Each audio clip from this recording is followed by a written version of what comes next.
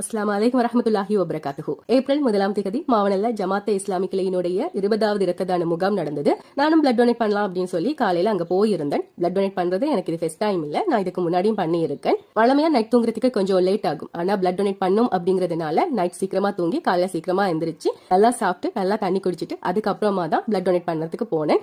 ஏன் நான் இதை சொல்றேன் அப்படின்னா, பிளட் டொனேட் பண்றதுக்கு முன்னாடி நம்ம எல்லாருமே இதை கண்டிப்பா பண்ணும் அப்படிங்கறதுனால.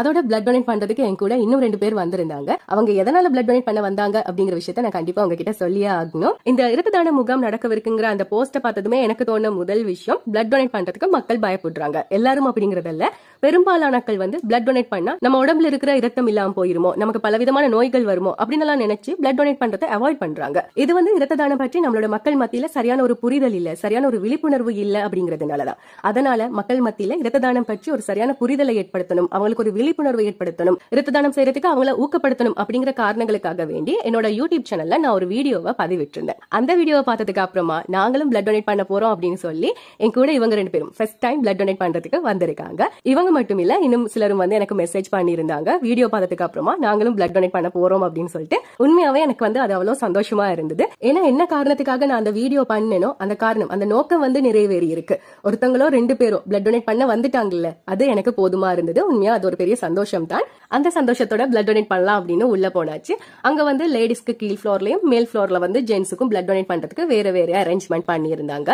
போனதுமே ஒரு ஃபார்ம் ஃபில் பண்றதுக்கு கொடுத்தாங்க. அதுல எப்பவும் போல இந்த பிளட் டொனேட், நம்ம இதுக்கு முன்னாடி பிளட் டொனேட் பண்ணி இருக்கோமா, நமக்கு இப்ப ஏதாவது காய்ச்சல் அந்த மாதிரி இருக்கா அப்படின்னு சொல்லி ஒரு சில கேள்விகள் வந்து கேட்டிருப்பாங்க.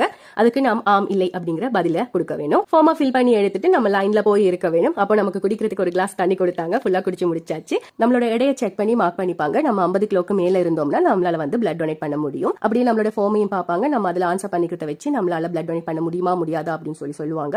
அதுல ஒரு சிலர் வந்து ரிஜெக்ட் ஆகி இருந்தாங்க. அவங்க வெளிநாட்டுக்கு போயிட்டு வந்ததுனால. வெளிநாட்டுக்கு போயிட்டு வந்தவங்க வந்து 3 வருஷம் கழிச்சு தான் பிளட் டொனேட் பண்ண முடியும் அப்படிங்கறதையும் சொல்லிட்டாங்க. மத்தபடி நம்ம பிளட் டொனேட் பண்றதுக்கு ஓகேவா இருக்கும் அப்படின்னா நம்மளோட பிளட் எடுத்து அவங்க ஒரு டெஸ்ட் பண்ணிப்பாங்க. அதுக்கப்புறமா நம்மள பிளட் டொனேட் பண்றதுக்கு அனுமதிப்பாங்க. கொஞ்சமா வலிக்குது தான், ஆனா பரவாயில்ல, கொஞ்ச நேரத்திலே முடிஞ்சது. பிளட் டொனேட் பண்ணதுக்கு அப்புறம் நம்ம கொஞ்ச நேரம் ரெஸ்ட் எடுக்கணும். ஏன்னா ஒரு சிலருக்கு வந்து தலை சுத்து, மயக்கம் அந்த மாதிரி வரும். அது ஒரு பெரிய பிரச்சனை இல்ல. ஆனா அந்த நேரத்துக்கு கொஞ்சம் அப்படி சிலருக்கு வந்து அந்த மாதிரி ஒரு சேஞ்சஸ் இருக்கும். அப்படிங்கறதுனால அங்க இருந்து கொஞ்சம் ரெஸ்ட் எடுத்துட்டு அந்த நேரம் வந்து நல்லா தண்ணி குடிக்கணும், நல்லா சாப்பிடணும். அப்படிங்கறதுனால எங்களுக்கு வந்து தண்ணி கொடுத்தாங்க, ட்ரிங்க் கொடுத்தாங்க, பன் கொடுத்தாங்க. ஆனா அப்ப சாப்பிட முடியல அப்படின்னாலும் கண்டிப்பா சாப்பிடணும் அப்படின்னு சொல்லிட்டாங்க. அதனால சாப்பிட்டுட்டு அப்படியே எங்களுக்கு பிளட் டொனேட் பண்ணதுனால ஒரு நோட் புக்கும் கீட்டக்கும் வந்து கொடுத்திருந்தாங்க. பாக்குறதுக்கு நல்லா இருந்தது.